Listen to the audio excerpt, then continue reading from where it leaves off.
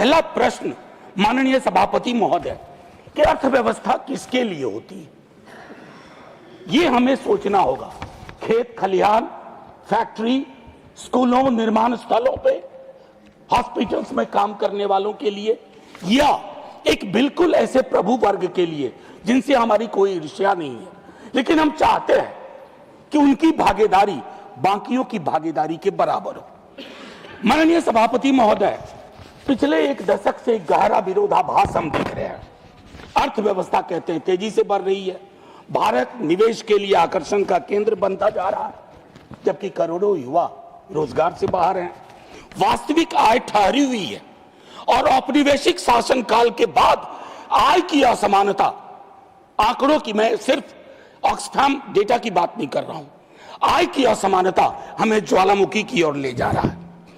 माननीय सभापति महोदय, बजट केवल एक वित्तीय दस्तावेज नहीं होता है, एक नैतिक वक्तव्य होता है, और हमने इसको एक वित्तीय दस्तावेज में तब्दील करके इसकी इतिश्री कर ली है। आज भी बेरोजगारी देश की सबसे गंभीर समस्या है। मुझे स्मरण है माननीय प्रधानमंत्री जी और कई लोग युवा लाभांश की बात कर रहे थे। आज वो युवा लाभांश लायबिलिटी में तब्दील होता जा रहा है और हमारे पास कोई रोड मैप नहीं है। मैं एमएसएमई वगैरह क्षेत्र की तो बात ना करूं, जो शॉक एब्जॉर्बर हो सकते हैं, लेकिन हम इतने शॉक बिना एब्जॉर्बर के दे रहे हैं कि उनके लिए उठना मुश्किल है। माननीय उपसभापति महोदय, इस संकट से उबरने के लिए सरकार के पास एक और चीज आ जाती है, ध्रुवीकरण। मैं आज उस पर टिप्पणी नहीं करना चाहता, लेकिन हर ध्रुवीकरण मौलिक समस्याओं को चादर से ढकने का काम करता है। ये भारत जैसे प्रगतिशील देश के लिए उचित नहीं है। कमाल की व्यवस्था हम देख रहे हैं, ऊपर संपत्ति बन रही है, नीचे संपत्ति घट रही है, समृद्धि शून्य होती जा रही है। मैं दोबारा कहता हूं, सिर्फ ऑक्सफैम की रिपोर्ट नहीं, आप अपनी गणना करवा लीजिए। देखिए उपसभापति महोदय, जब मैंने आर्टिकल 39 की बात कही तो उसके पीछे उद्देश्य है कि आर्टिकल 39 को मद्देनजर रख करके अगर हमारे बजट की प्रस्तावना होगी तो हमारा बजट समावेशी होगा, अन्यथा समृद्धि के 5 टापुओं की गाथा को हम देश की गाथा बताते रहेंगे, जो उचित नहीं है। ये बेईमानी है, ये अन्याय है। माननीय सभापति महोदय, अगर आर्टिकल 39 के नजर से देखें तो रोजगार के बिना विकास एक भ्रम सा है। अभी हाल के दिनों में माननीय उपसभापति महोदय, गिग प्लेटफॉर्म वर्कर्स की बात हुई। ज़्विगाटो नाम की एक फिल्म है, नंदिता दास ने बनाई है।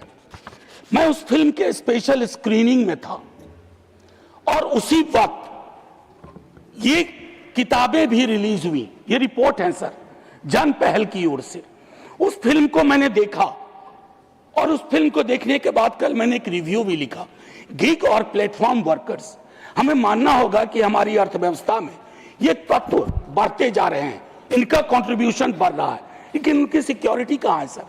पूरे देश में हड़ताल हुआ, कहा गया 10 मिनट डिलीवरी इज इनह्यूमन।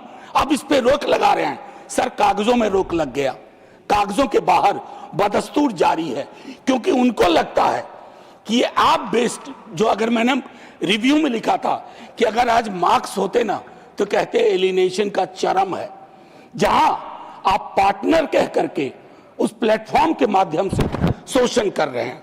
माननीय उपसभापति महोदय, मैं आपसे कहूं कि प्रगतिशील कराधान पर हम बात नहीं कर पा रहे हैं। जब मैं प्रगतिशील कराधान, प्रोग्रेसिव टैक्सेशन की बात करता हूं तो मैं सफलता को दंडित करने की बात नहीं कर रहा कि अमीरों को उनकी अमीरी का दंड मिले।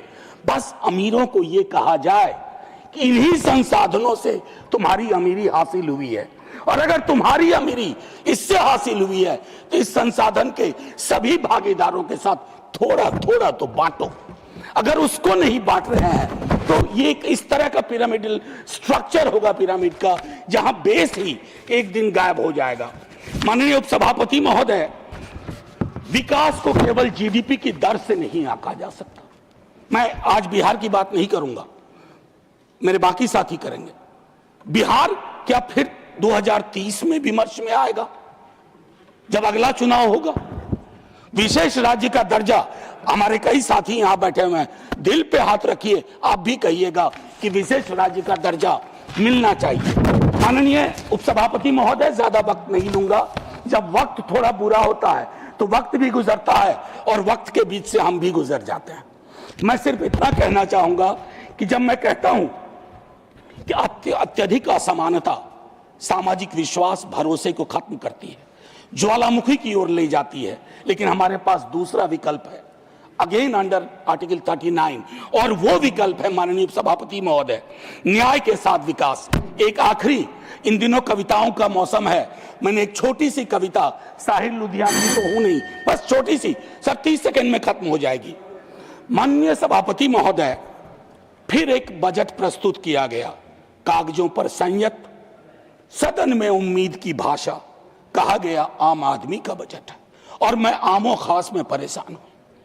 लेकिन आम आदमी आज भी कतार में खड़ा है, राशन के लिए, इलाज के लिए और काम की प्रतीक्षा में। इस बजट में आंकड़े बोलते हैं, अनुभव नहीं। धन्यवाद।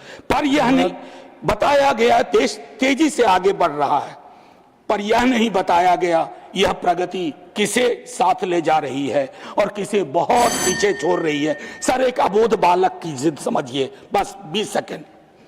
चंद बड़े घरानों के बढ़ते मुनाफे राष्ट्रीय उपलब्धि, जबकि किसान, मजदूर और बेरोजगार युवाओं की जिंदगियां संरचनात्मक सुधार, शिक्षा, स्वास्थ्य और रोजगार तीनों को वित्तीय अनुशासन और धैर्य का एक और साल। माननीय सभापति महोदय, यह केवल एक बजट नहीं, एक राजनीतिक फैसला है कि नीति किसके लिए बनेगी और किससे कहा जाएगा कि चुपचाप 1 साल और इंतजार करो। आपने 20 सेकंड जय हिंद सर।